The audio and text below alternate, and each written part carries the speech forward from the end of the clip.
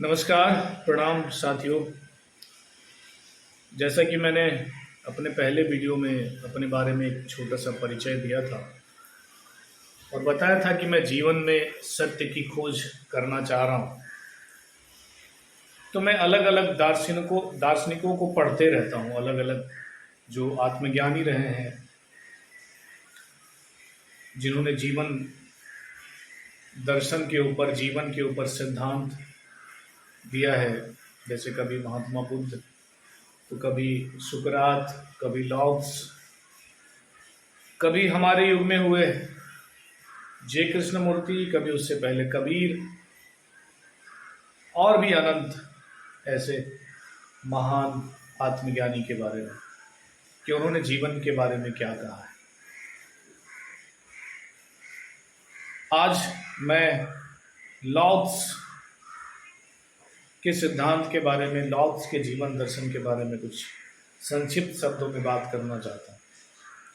इससे पहले मैं चाहता हूँ कि मैंने इससे पहले वाली वीडियो में बताया था कि मैं कहाँ रहता हूँ, मेरे यहाँ ग्रीन वातावरण है, वो मैं आपको दिखाता हूँ, फिर चर्चा शुरू करते हैं।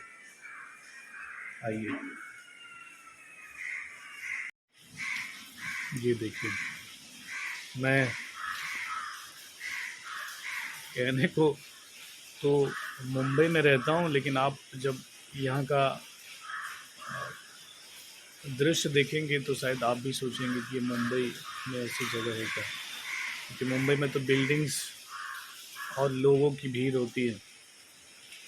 तो मैं इसी जगह पे रहता हूँ। ये मेरे बालकनी से नज़ारा है।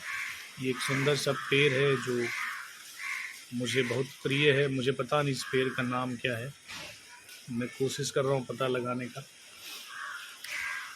तो ये एक सुंदर सा नज़ारा है। तो अब चर्चा शुरू करते हैं लॉब्स के जीवन सिद्धांत के बारे में। दोस्तों, भारतीय दर्शन के मूल में भी एक बात है जो हर वक्त कही जाती है कि जीवन में सबसे पहले सहज हो जाओ, सरल हो जाओ। जो मन का संघर्ष है, जो विचारों का संघर्ष है, जो हर वक्त हमारे मन में चलता रहता है, सबसे पहले इसको छोड़ दो। मन में जो संघर्ष चल रहा है उसको छोड़ दो। लॉब्स महात्मा बुद्ध के समकालीन आत्मज्ञानी हुए।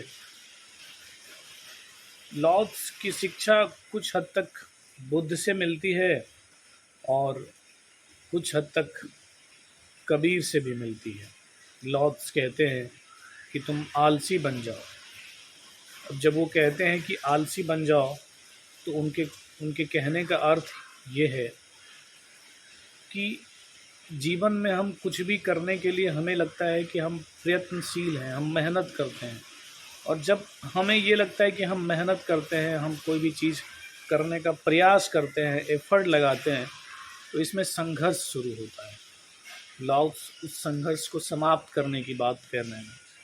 वो ये नहीं कह रहे हैं कि आलसी का मतलब तुम कुछ करो मत।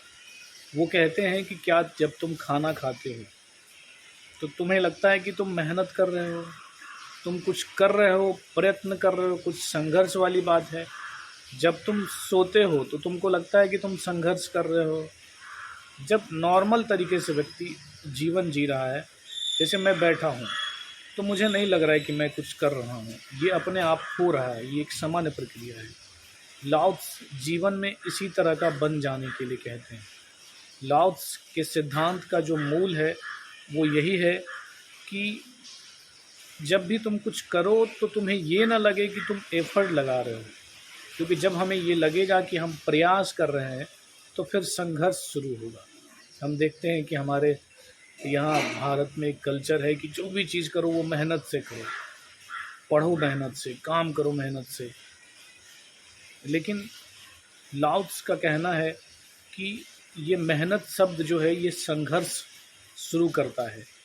क्यों ना मेहनत की जगह पे ये कहा जाए कि तुम खुशी से पढ़ो, पढ़ते वक्त संघर्ष ना हो, उसके मन में एक संघर्ष ना उत्पन्न हो कि अरे मुझे ये पढ़ना पड़ेगा, अरे मुझे ये रटना है, अरे अभी तक याद नहीं हुआ है, अरे अब मुझे काम करना है, अरे मुझे ये करना है। ये संघर्ष लॉब्स ख़त्म करने की बात कर रहे हैं।